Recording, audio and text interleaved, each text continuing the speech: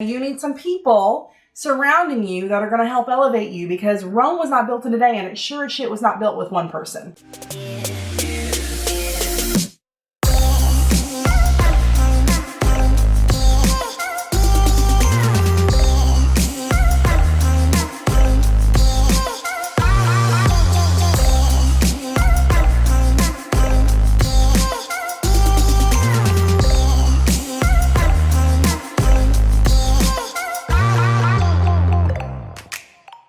Welcome back to Up and Running and Thriving, your weekly spot for inspiration and motivation to help you get your mind, body, and business up and running and thriving.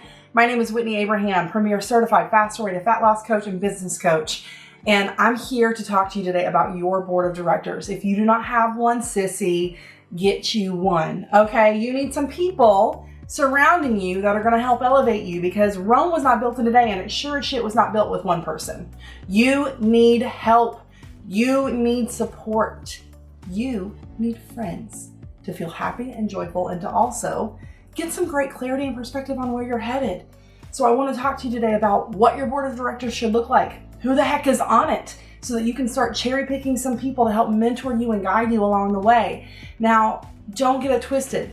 Your board of directors doesn't need to be, a suite of 50 women that are in their 50s. It needs to be a handful of trusted people, no matter their age. What matters is their disposition and what they end up doing for you. Are you ready? First things first, you need a connector in your life.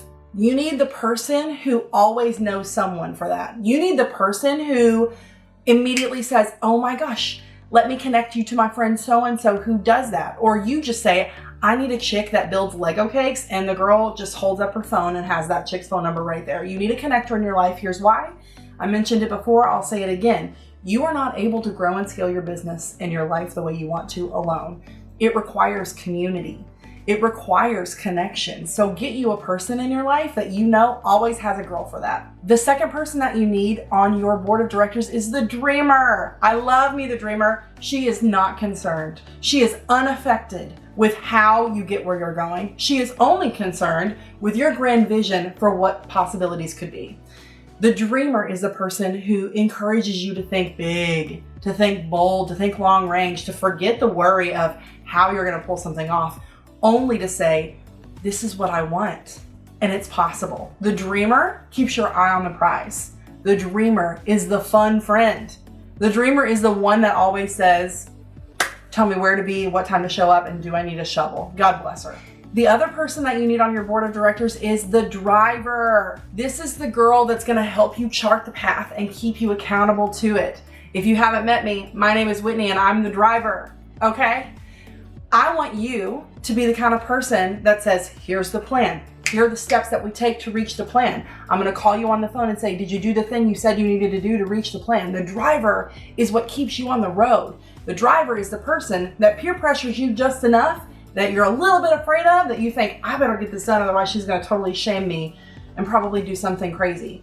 Your driver friend is your highly motivated, deeply committed person on your team. And simply by being around them and simply by watching them in their own life, you'll feel such motivation and inspiration by what they're committed to, how disciplined they are to get where they want to go. An important friend to have, although an uncomfortable friend to have on your board of directors, is your devil's advocate. This is not your naysaying friend or your negative friend. This is the person that simply presents the other side of the coin so that you're making sound decisions, so that the dreamer hasn't filled your head with something that's actually really bad for you in the direction that you're headed. The devil's advocate simply says, let's review this from all angles. Let's zoom up into the bird's nest, look down and see what the negative potential implications are of this. I love me a devil's advocate, although it is hard because sometimes they say things you don't want to hear. Your board of directors is not meant to only tell you things you want to hear. They're meant to help you get where you're going. And sometimes that means hearing things you don't want to hear for the sake of the greater good. The final person you need on your board of directors is the mentor. Now think of it this way. You have all these dreams and all these things that you want to accomplish, and you have the ambition to get there, and you have the person that's kind of helping you vet things and make sure that you're not making any mistakes. But do you have the physical picture of where you're headed? Do you have the representation of what you're trying to build in your life? Here's where things can get really interesting. You might feel like it's really hard for you to find your mentor, the person who's built what you've built, the person who is where you want to be. You don't necessarily have to know them personally. Now, I would argue maybe there's room for more than one mentor. Maybe there's room for a mentor in your life that you have a personal relationship with that's helping you chart the path and scale for growth. But you also have great internet mentors, people that you look up to that are the visual representation of what you want to be. Hello, Oprah. I talk to you every morning in the mirror. I love you to pieces.